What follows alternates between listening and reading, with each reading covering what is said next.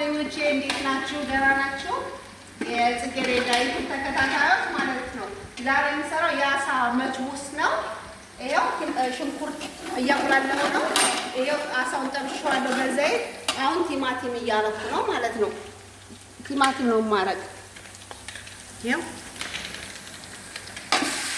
ቲማቲም እያረኩ ነው። ይኸው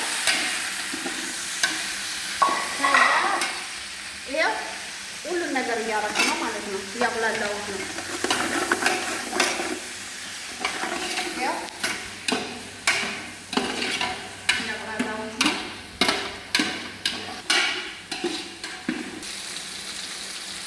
እንደዚህ አድርጋችሁ ማለት ነው ጓደኞቼ።